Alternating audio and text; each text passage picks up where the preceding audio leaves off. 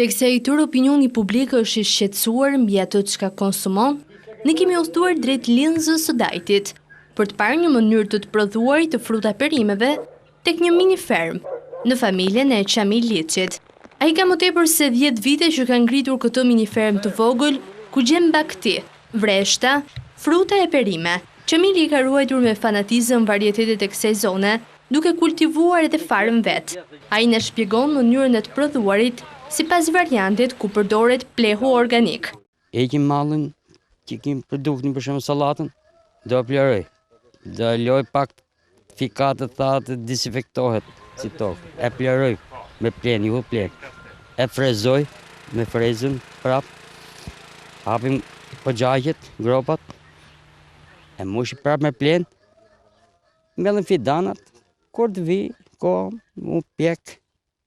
Duke rrit, duke e herë, duke e ftilu, duke e spërkati qime këta apicetet të kundra helmit.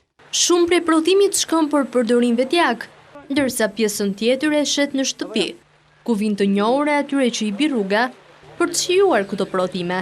Megjithatë, ai thotë se jetesën e nxjerr me shumë ndim, sepse nuk mund të barazohet lodhja me çmimin që i shet këto produkte.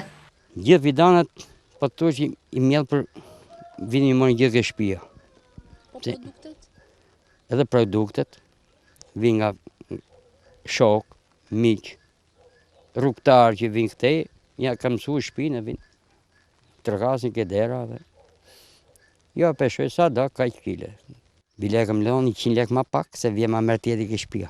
Mënyra e të prodhuarit me pleh organik është sigurisht shumë më pak e dëmshme se ajo me pesticide. Sipas tij, duhet pasur kujdes në blerjen e produkteve, sepse edhe ati veti ka ndodhur të konsumojë produkte të tilla, të cilat kanë përmbajtje të madhe pesticidesh.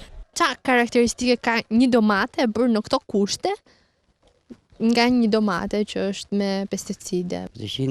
Ne kemi blenë vetë dhe e shap bukur shumë. Kur vi shtëpia haj, dele bardh. Edhe domatja, për shembull si që i blejmë në treg.